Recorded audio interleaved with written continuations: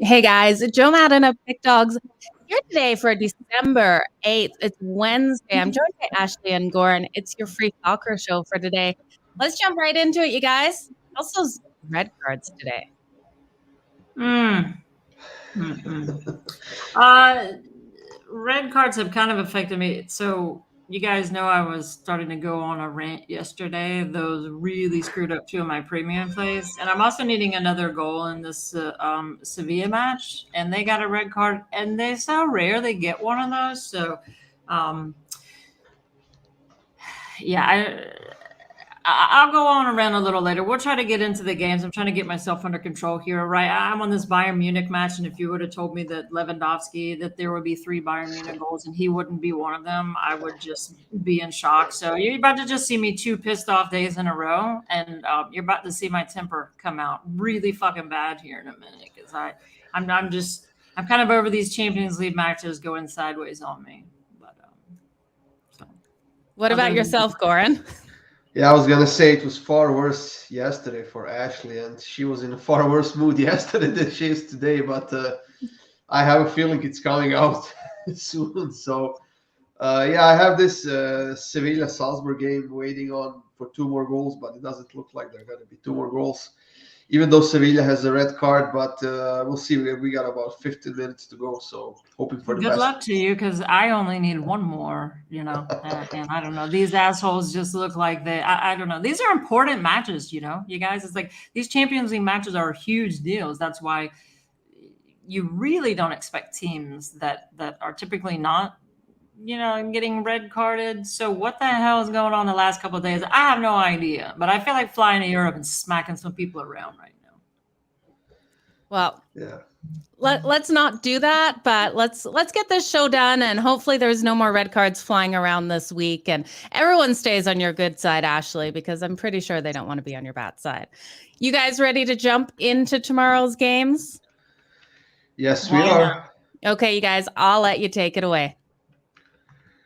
I was gonna say I don't want me starting off any segment right now, so you go right ahead.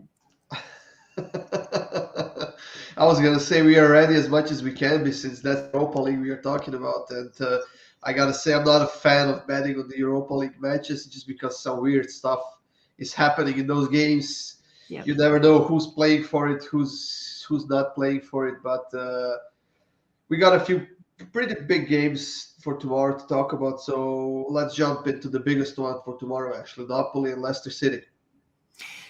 Yeah. So what you guys are going to notice with these Europa matches, like Goran said, they're a little bit odd. So they're not as prestigious as the Champions League matches. There's not as much money involved. They're just not the prestige there. So a lot of the times, the underdogs, like they are prestigious to the smaller, lesser known teams, but to the bigger name teams like Napoli, they're really sometimes just not interested in these Europa matches. So tend to stay away from the side unless I take some swings at some underdogs. But with this Napoli match, I like goals in this one. Napoli, I think they don't have a problem scoring, and Leicester been doing decent. And I think against Napoli's defense, they score. And I think one of them, who knows which one, is going to score more than one. So I'm going to, you can go with the both teams to score it over, but I think the total's just set at like 2.75. So I would just take the safe route, and I'm just going to be playing the over in this one. I see goals. Yeah, I gotta agree. But then again, it comes to that who's willing to advance and kind of waste their power on the Europa League, because in this group, all 4 teams can still advance and all 4 teams can still get knocked out. And honestly, between these 4 teams, we haven't seen a sliver of good defense in the Europa League so far. Leicester has conceded 8 goals, Napoli 8 goals, Spartak Moscow 9 goals, and Legia Warsaw 10 goals. Right. So there's barely any defense in that group, but there is quite a bit of an offense. And both Napoli and Leicester have been scoring a lot. Now, I think Napoli is aiming for the Serie A title. They are playing well in Serie A, but the longer they stay in the Europa League, the harder it's going to be for them to play on 2 fronts. And I'm honestly not sure they want to advance. They probably don't want to lose this game or whatever, just to keep their form kind of intact, or maybe improve their form. But like you said, I think goals are the way to go in this one. Yeah. Over 2.5 is minus 138 right now, but I'm willing to take both teams to score, and over 2.5 at plus 100 in this one, actually. Yeah, I think that's a great bet, and I think you're right. That's why I think it's in these Europa matches, it's kind of safe sometimes to stay away from the side because, like you said, I mean, these teams aren't going to come out and say that because fans don't want to hear it. But I wouldn't be surprised if Napoli was totally fine with crashing out of Europas to be able to make a run for the top of the table and just concentrate on their league in Italy, Serie A. So, yeah, stay away from the side and definitely loving goals in this one. And I like both teams to score. I'll probably take the safer route and just take the over, but I think yours is a great bet too. We have another interesting game, Ashley, in Group B. We have Real Sociedad and PSV Eindhoven. Yep. So I'm just going to tell you guys right now, you might be kind of bored during this stream. So I'm someone who likes betting overs in really good spots. Rarely do I take unders. It's just kind of like overs are really never dead and unders can be killed pretty quickly in soccer. PSV is a team that I love to bet. They very, very potent offense, but also this season they've been conceding quite a bit. So I'm all over the over on this one too, and I'm personally going to be betting both of these that we've talked about so far. I'm personally betting the over. So I'm just going for the goals market here again. Yeah, I'm gonna say right away, I'm also taking the over in this one.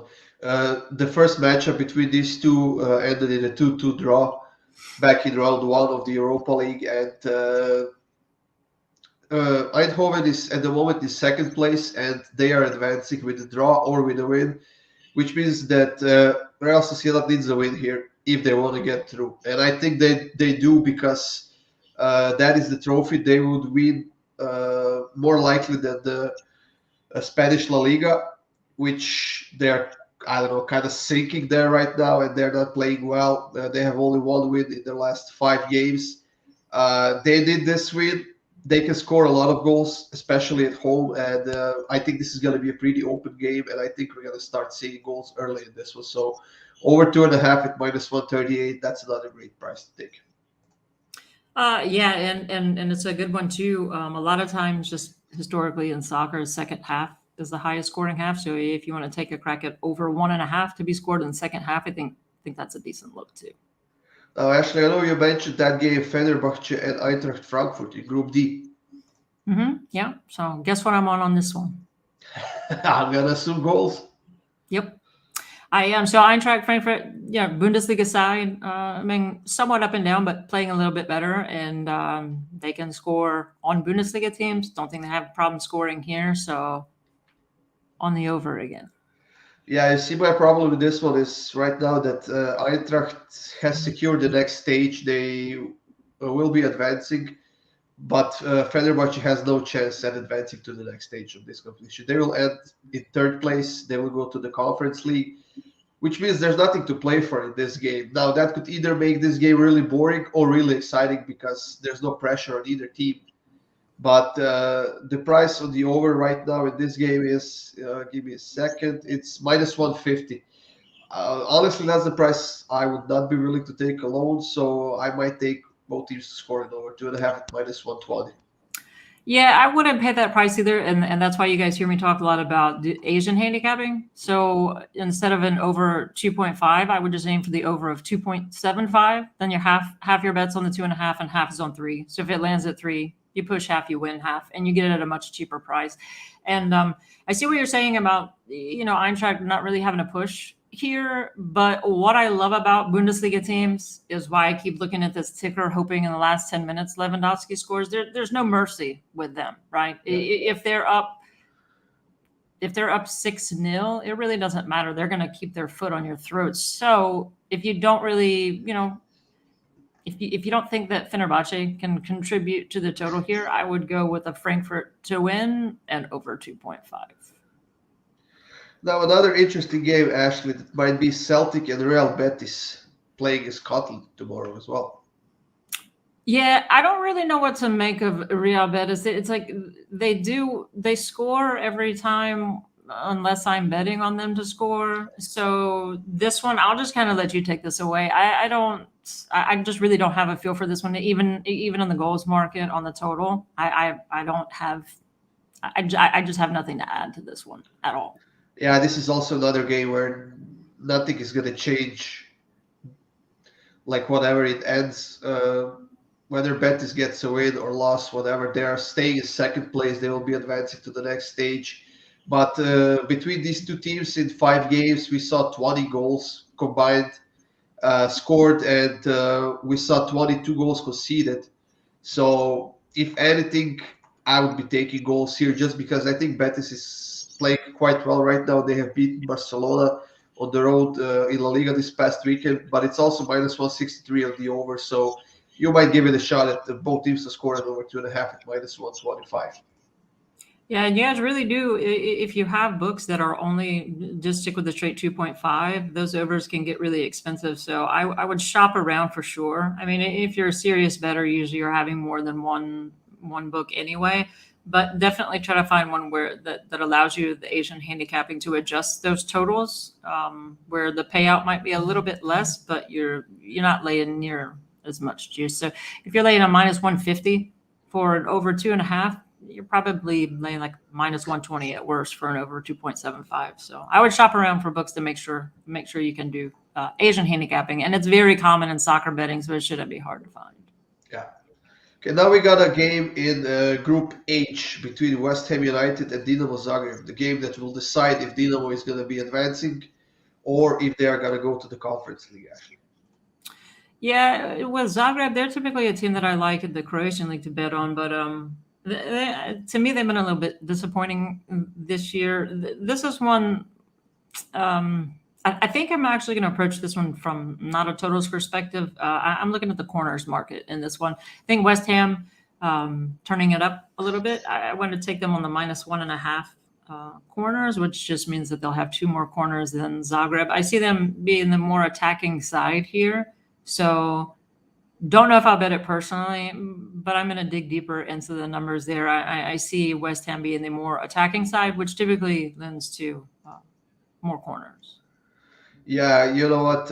West Ham has been the best team in this group by far. Their defense has been outstanding. And the thing is that they have lost a few players for this game. They have some tough EPL matches ahead. I think they might rotate their roster quite a bit in this one. I think we might see players we don't see that often. And Dinamo Zagreb needs at least a point here if they want to stay in that second place. Otherwise, they need to rely on a rapid beating Genk, Right. which is going to be tough to happen. So, honestly, I see that the bookies are not really expecting a lot of goals in this one.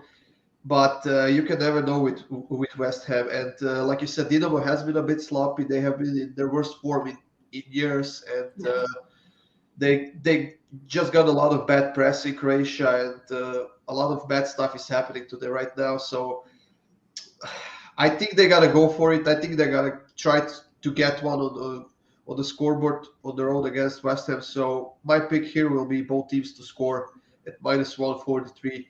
It's not a great price, but if you're building a parlay, I think that's a pretty solid bet to take.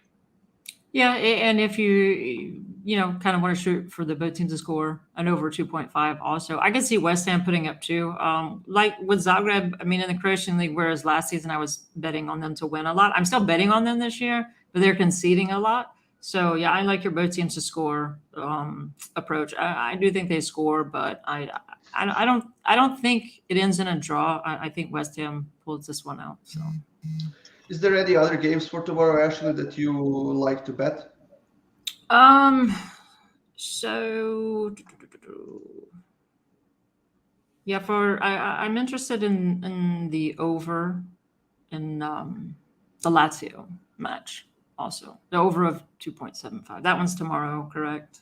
Yeah, that is tomorrow, but that's also one of the games that really won't change anything, whatever the outcome is. But it'll change my bank account if it gets at least 3 goals. Yeah, mine too. But you know what? These two haven't been really that great when it comes to scoring goals. Each team has scored only 7 goals in 5 games, which is not bad, but it's not great either. And their defense has been quite solid in the Europa League. Now, what I would like to take in this game, I would maybe sprinkle something on Galatasaray double chance. They haven't lost a game in the group stage so far, and I think they will try and keep it that way. It's gonna make them feel better. It's gonna make their morale a bit higher. And Lazio has been really bad in Serie A defensively, so I imagine some of that will transfer to the Europa League for them, and I think they might kind of save themselves for the upcoming Serie A matches, which is why I'm going to sprinkle something on Galatasaray double chance at plus 137. Yeah, possibly. I mean, they might save themselves, but I think too, Lazio's.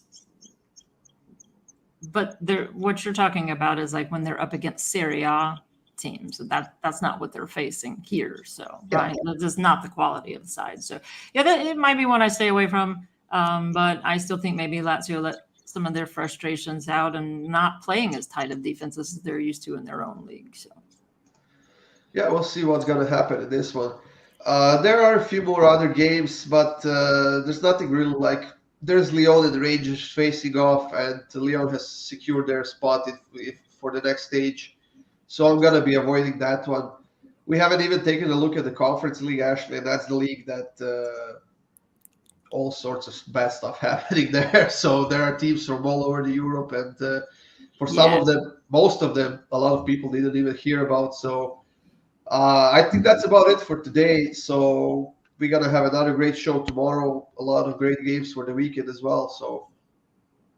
And then Hannah just types up there that Lewandowski was subbed out to crush my hopes and dreams. So thanks for posting that on air to make me have she said it about 3 or 4 times. So I thought she really wanted you to know this. Well, yeah, I appreciate that. She's like, just so you fucking know, you're definitely losing this one. So. Oh, maybe she just wants to see your reaction live on air here. You guys, so much information there. Any insight to what your premium picks are going to be for tomorrow? What kind we should be looking for, where everyone can find them, Goran? I will try and make a 5-pack out of all of these games for tomorrow. There's still Atalanta game for tomorrow, so I might make another pick out of that game.